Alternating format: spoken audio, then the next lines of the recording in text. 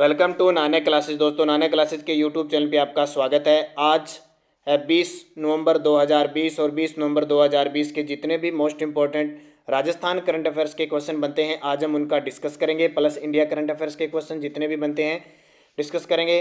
पूरा वीडियो ध्यान से देखना और लास्ट में मैं आपसे क्वेश्चन पूछूंगा जिनके जवाब आपको कमेंट बॉक्स में देने। दोस्तों, वीडियो अच्छा लगे लाइक शेयर जरूर करना। अगर आप चैनल पे नए हैं तो इसको सब्सक्राइब कर लेना और इसके पास लगे बेल आइकन के घंटे को दबा लेना ताकि जो भी वीडियो अपलोड हो आप तक उसका नोटिफिकेशन पहुंच सके। क्योंकि शाम 8 बजे आपको स्पेशल पटवार रीड के लिए भारतीय संविधान का विकास से शुरुआत हम पॉलिटिकल से कर रहे हैं, उसका वीडियो मिलेगा।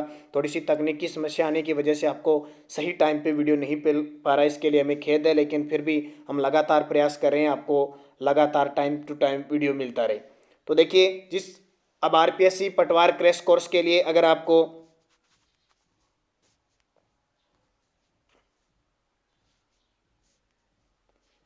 आरपीएससी अनअकैडमी, आरपीएससी है, आरएएस है, रीट के लिए क्रैश कोर्स खरीदना है। जैसे अभी आरपीएससी पटवार का आपको पता है एग्जाम होने वाला है तो उसके लिए क्रैश कोर्स उपलब्ध है। 10% आप ऑफ के साथ इसमें ले सकते हो। गेट आरपीएससी 10 कोड लगाओगे तो आपको 10% छूट मिल सकती है। Monthly, 3 month, 6 month, 12 month, 24 month, जैसे ही आपको अच्छा लगे आप उसी प्रकार इसको खरीद सकते हो उस आधार पर। तो पहला क्वेश्चन देखिए, इंपॉर्टेंट क्वेश्चन है। राजस्थान में इंदिरा गांधी मातृ पोषण योजना की शुरुआत कब से हुई? राजस्थान में इंदिरा गांधी मातृ पोषण योजना की शुरुआत कब से हुई? बहुत इंपॉर्टेंट है, राजस्थान की महत्वाकांक्षी योजना है। इसकी शुरुआत कल से हो गई, यानी 19 नवंबर 2020 से इसकी शुरुआत होगी। तारीख आपको याद रखनी है फिक्स। इंदिरा गांधी मातृ पोषण योजना, अब ये योजना है क्या, इसके बारे में चर्चा करते हैं। तो देखिए, इंदिरा गांधी मातृ पोषण योजना, थोड़ा सा तकनीकी समस्या हमारे पिछले 3-4 दिनों से चल रही है, इस वजह से आपको वीडियो सही टाइम पे नहीं मिल पा रहा है, तो उसको हम जल्द ही सुधारने की पूरी कोशिश कर रहे हैं कि जैसे ही इसमें कुछ परिवर्तन हो जाए। तो देखिए, इंदिरा गांधी मातृ पोषण योजना की शुरुआत 19 नवंबर 2020 को हुई। पूर्व प्रधानमंत्री स्वर्गीय भारत रत्न इंदिरा गांधी की जयंती पर इस योजना में दूसरे बच्चे के जन्म पर 6,000 रुपये राज्य सरकार देगी। उदयपुर, बांसवाड़ा, प्रतापगढ़, डूंगरपुर में इसे पायलट प्रोजेक्ट के तौर पर शुरू किया गया। ध्यान रखना, आपको पता होगा देश के अंदर प्रधानमंत्री नरेंद्र मोदी जी के द्वारा प्रधानमंत्री मातृ वंदना योजना चल रही है, जिसमें पहली संतान पर 6,000 रुपये दिए जा रहे हैं। लेकिन हमारी राजस्थान सरकार ने इस मुहिम को आगे बढ़ाते हुए 2 कदम आगे बढ़ाते हुए इंदिरा गांधी के जन्म दिवस पर दूसरे बच्चे के जन्म पर भी 6,000 रुपये देगी। वो सिर्फ 4 जिलों में फिलहाल पायलट प्रोजेक्ट के तौर पर शुरू किया है। उदयपुर, बांसवाड़ा, प्रतापगढ़, डूंगरपुर। पायलट प्रोजेक्ट का मतलब पहले इन 4 जिलों में देखा जाएगा कितना सक्सेसफुल हो पाता है ये योजना, उसके बाद में इसको पूरे राजस्थान में लागू किया जाएगा। फिर देखिए, देश में प्रधानमंत्री मातृ वंदना योजना के तहत मैंने आपको बता दिया 6,000 रुपये, और उसमें केंद्र सरकार और राज्य सरकार का जो हिस्सा था वो 60-40 था। लेकिन अब जो ये इंदिरा गांधी मातृ पोषण योजना है, इसमें पूरा केंद्र राज्य सरकार है वो वहन करेगी। जैसे रजिस्ट्रेशन के समय 1,000 रुपये, 6 माह बाद 2,000 रुपये, बच्चे के जन्म टीकाकरण पर 2,000 रुपये और JSY के तहत 1,000 रुपये दी जाएंगे। यानी टोटल राशि दूसरे बच्चे की संतान पर कितने दिए, यानी 6,000 रुपये दिए जाएंगे। तो ये इंपॉर्टेंट है। और एक योजना आपको फिर याद रखनी है क्योंकि कांग्रेस के जितने भी नेता हैं उन पर शुरुआत की गई है। 20 अगस्त 2020 को राजीव गांधी की जन्म दिवस यानी कह सकते हैं सद्भावना दिवस पर योजना शुरू की गई थी। उसका नाम था इंदिरा गांधी रसोई योजना। ये आपको पता है और बहुत बार मैं बता चुका हूँ भाई, एक नई योजना आ चुकी है इंदिरा गांधी मातृ पोषण योजना। इसकी बजट में घोषणा हुई थी लेकिन अब शुभ अवसर पर इसका लोकार्पण किया गया है। अब लोकार्पण किया तो संबंधित है महिला व बाल विकास से, तो महिला व बाल विकास मंत्री हमारी ममता भूपेश और नए मुख्य सचिव बने हैं निरंजन आर्य। तो ये दोनों ही क्वेश्चन आपके लिए इंपॉर्टेंट बन जाता है। मुझे कमेंट करके ये बताओगे कि इंदिरा गांधी को भारत रत्न मिला था किस वर्ष? भारत की प्रथम महिला प्रधानमंत्री को इंदिरा गांधी जो थी उनको भारत रत्न मिला, किस वर्ष मिला, ये मुझे जरूर कमेंट करके बताओगे।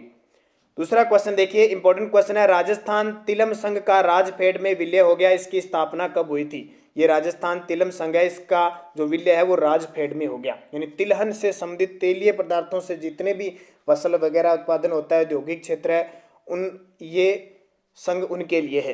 तो इस तिलम संघ की स्थापना हुई थी 1991 में, बेहद इंपॉर्टेंट है। अभी तिलम संघ को राजफेड में विलय किया गया है, तो इसका सन एग्जाम में पूछा जा सकता है, जैसे अभी आपने राजस्थान पुलिस में देखा था, कई पूछे गए थे। तो राजस्थान तिलम संघ की स्थापना 1991 में। ये क्या है कि राजस्थान सरकार ने सहकारिता के ढांचे को मजबूत करने के लिए तिलम संघ का राजफेड में विलय कर दिया। तिलम संघ वर्तमान में 167 करोड़ के घाटे में है और लगभग 151 करोड़ की देनदारियां हैं इसकी, यानी घाटे में चल रहा है। इस कारण राजस्थान सरकार ने इसको इसमें शामिल करने का निर्णय लिया है। 1991 से पहले जो तिलम संघ है वो राजस्थान राज्य सहकारी विपणन संघ यानी राजफेड, फुल फॉर्म ध्यान रखना, का ही अंग था, लेकिन विश्व बैंक की शर्तों के आधार पर 1991 में इसे अलग करके एक नया संघ बना दिया, तिलम संघ। 1991 में बना, अलग हुआ, अब वापस इसको विलय किया गया है। अब कुछ और आपको संघ याद रखनी है, संस्था याद रखनी है जो बेहद इंपॉर्टेंट है आपके लिए, औद्योगिक क्षेत्र के लिए, वित्त क्षेत्र के लिए। रिको की स्थापना कब हुई? 1980 में। राजस्थान वित्त निगम की स्थापना 1955 में। अभी राजस्थान पुलिस में एक क्वेश्चन पूछा गया था, राजसिको सुनते हो आप? राजस्थान लघु उद्योग निगम की स्थापना, जो लघु उद्योगों को ऋण प्रदान करता है, राजसिको 1961 में स्थापना हुई थी। राजस्थान हथकरघा की स्थापना 1984 में। और ये राजस्थान पुलिस में पूछा था, रूडा की स्थापना कब हुई? ग्रामीण गैर कृषि विकास अभिकरण यानी इसकी स्थापना हुई 1995 में। तो ये सारे इंपॉर्टेंट है। नाबार्ड की स्थापना कब हुई? 1982 में, ये भी राजस्थान पुलिस में पूछा। और सेबी की स्थापना कब हुई? ये भी राजस्थान में पूछा, 1988 में। तो ये सारे क्वेश्चन जो भी संस्था है इंपॉर्टेंट और चर्चित रहती है, उनका सन आपको एग्जाम में पूछा जा सकता है। जैसे आने वाले रीट, पटवार, स्टेनोग्राफर में भी ये क्वेश्चन पूछेंगे, बार बार पूछे जाते हैं। नेक्स्ट क्वेश्चन देखिए, स्वतंत्रता सेनानी, पत्रकार और प्रख्यात समाज सेवी आनंद लक्ष्मण खांडेकर का निधन हो गया। उनका संबंध किस जिले से था? तो उनका संबंध था कोटा जिले से। मुख्य तथ्य देखिए, आनंद लक्ष्मण खांडेकर का जन्म 8 जून 1926 को कोटा में हुआ। उन्होंने 1942 के स्वतंत्रता संग्राम में छात्र आंदोलनकर्ता के रूप में भाग लिया था और गोवा मुक्ति आंदोलन में भी भाग लिया था। अब कमेंट करके बताना है गोवा है वो गोवा को भारत ने किससे छुड़ाया था? विजय ऑपरेशन चलाया था। लेकिन आपको ये बताना है कि गोवा किसके अधीन था? जैसे फ्रांसीसी, पुर्तगालियों के, डचों के या अंग्रेजों के, किसके अधीन था? 1961 में इसको छुड़ाया गया था। तो मुझे कमेंट करके जरूर आप बताओगे, इंपॉर्टेंट है आपके लिए, क्योंकि इस प्रकार की बेसिक चीजें ही आपको एग्जाम में पूछी जाती है। चौथा क्वेश्चन देखिए, जनजातीय कार्य मंत्रालय भारत सरकार ने वर्ष 2021 में राज्य में कितने एकलव्य मॉडल आवासीय विद्यालय खोलने की स्वीकृति दी है? तो वो है 8। कितने हैं? 8 एकलव्य मॉडल आवासीय विद्यालयों के भवनों के निर्माण के लिए भारत सरकार ने केंद्रीय लोक निर्माण विभाग को कार्यकारी एजेंसी नियुक्त किया है, यानी नोडल एजेंसी नियुक्त किया है।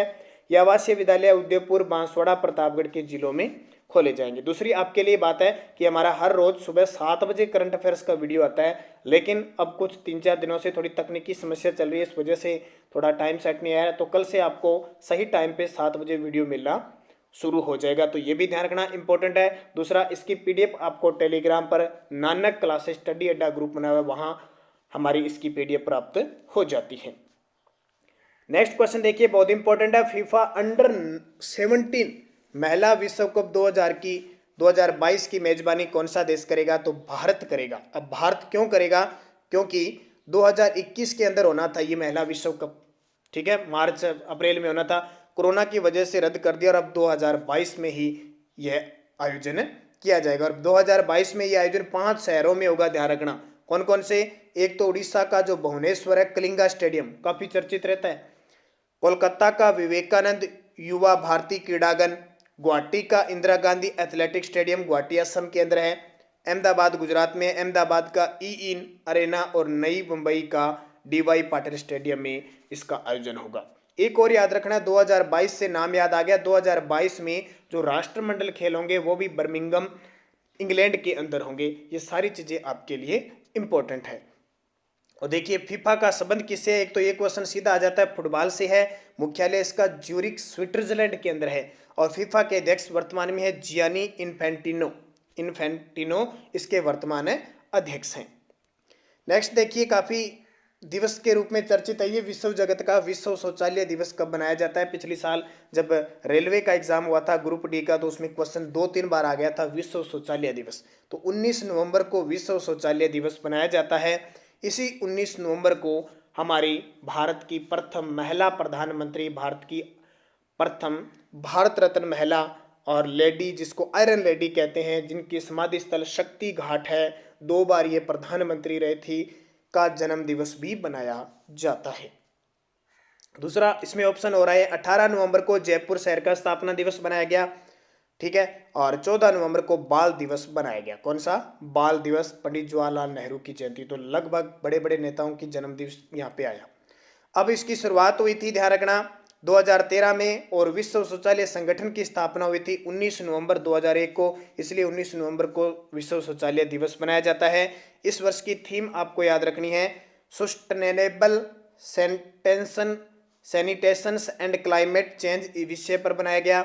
और इसकी शुरुआत आपको बता दी कि स्थापना 19 नवंबर 2001 को हुई थी। मुख्यालय इसका सिंगापुर में है और इसके संस्थापक और निर्देशक है जैक सिम। एक क्वेश्चन देखिए, गोवा के पूर्व राज्यपाल जिनका हाल ही में निधन हो गया, गोवा के पूर्व राज्यपाल काफी चर्चित है, तो उनका नाम है मृदुला सिन्हा, गोवा की पूर्व राज्यपाल थी, इनका निधन हो गया। अब बात आती है वर्तमान में गोवा के राज्यपाल कौन है? तो गोवा के वर्तमान राज्यपाल है भगत सिंह कोश्यारी। भगत सिंह कोश्यारी जो महाराष्ट्र के भी राज्यपाल हैं, और वर्तमान यहाँ के मुख्यमंत्री हैं प्रमोद सावंत। क्षेत्रफल की दृष्टि से गोवा हमारे भारत का सबसे छोटा राज्य है और ये पश्चिमी तट पर स्थित है। यहाँ का जो एक प्रमुख बंदरगाह है मारमा गोवा बंदरगाह है। ये आपको सारी चीजें याद रखनी है।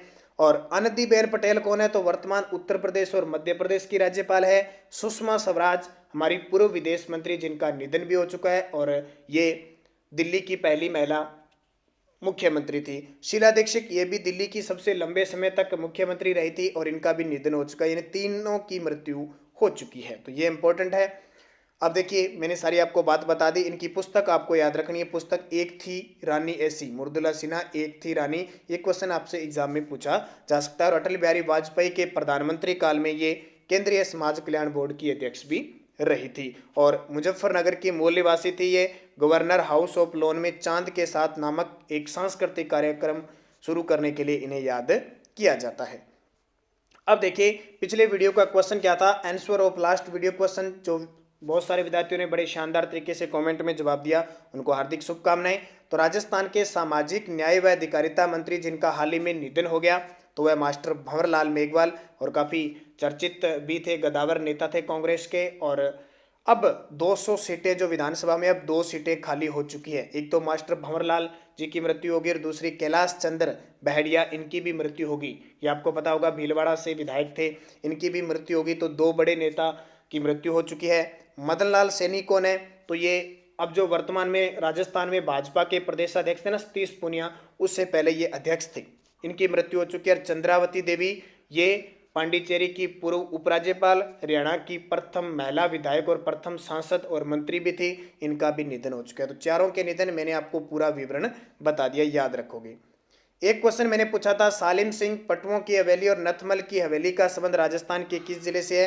तो आपका सही जवाब था जैसलमेर से। हवा महल का संबंध किससे है? जयपुर से है। अब वीडियो के लास्ट में मैं आपसे क्वेश्चन पूछता हूं जिनके जवाब आपको कमेंट बॉक्स में देने हैं। 18 नवंबर को किस शहर का स्थापना दिवस बनाया गया? तो 18 नवंबर को जोधपुर, अलवर, धौलपुर, जयपुर। सही जवाब आपको कमेंट बॉक्स में देना है। और दूसरा, अभी पटवार के लिए हमने अब आपके लिए शाम 8 बजे से क्लास शुरू कर दी है। पॉलिटिकल से हम शुरुआत करेंगे क्योंकि हमारे चैनल पे पॉलिटिकल बहुत कम डाली गई है। तो पहला टॉपिक होगा आज शाम 8 बजे, संविधान का विकास। पहला पार्ट आपको मिलेगा, बेहद इंपॉर्टेंट होगा। और जो विद्यार्थी स्पेशल पटवारी की तैयारी कर रहे हैं उन्हें राजस्थान करंट अफेयर्स की ई बुक चाहिए, बहुत इंपॉर्टेंट, क्योंकि राजस्थान पटवार में कौन सा जीके, करंट जीके आएगा, तो ध्यान रखना दिसंबर 2018 से लेकर और लगभग सितंबर अक्टूबर 2020 तक आएगा, जैसे राजस्थान पुलिस में आया था। तो इसके लिए हमने स्पेशल ई बुक तैयार कर रखी है। जिस विद्यार्थी को खरीदना है वो संपर्क कर सकते हैं 94496272 पर संपर्क करके हमसे ई बुक ले सकते हैं। उसका हमारा जो प्राइस होगा वो 50 रुपये होगा। तुरंत 50 रुपये फ़ोनपे, गूगल पे, पेटीएम से दे सकते हो और व्हाट्सएप पे आपको इनकी ई बुक, कहने का मतलब PDF है, आपको तुरंत मिल जाएगी। तो आपके लिए बेहद इंपॉर्टेंट साबित होगी। जैसे राजस्थान पुलिस में जिन विद्यार्थियों ने खरीदा था वो सब के सब एकदम उनके करंट अफेयर सारे के सारे क्वेश्चन सही है। और एक क्वेश्चन काफी हाल ही में चर्चित है, छठ पर्व का संबंध किस राज्य से है? अभी उस राज्य में ये पर्व बनाया जा रहा है, असम, बिहार, अरुणाचल प्रदेश, गोवा। सही जवाब आपको कमेंट बॉक्स में देना है। और हमारा जैसे ही एक मंथ पूरा होता है आपको पूरे मंथ के करंट अफेयर्स के टॉप 100 क्वेश्चनों का वीडियो मिलता है। जैसे अक्टूबर पूरा हुआ, अक्टूबर का होते ही आपको मिल गया, तो टॉप 100 क्वेश्चन का वीडियो जरूर देखना। प्ले लिस्टें हमारी बनी हुई है, उसमें सब कुछ डाला हुआ है। तो हर रोज हमारी सुबह 7 बजे करंट अफेयर्स की क्लास मिलती है। 2-3 दिनों से तकनीकी खराबी की वजह से नहीं मिल पा रही है, तो आप जरूर इस वीडियो को लाइक करें, शेयर करें और हर रोज सुबह 7 बजे इस करंट अफेयर्स की क्लास को देखा करें। धन्यवाद। जय हिंद, जय भारत, शुभ दिन।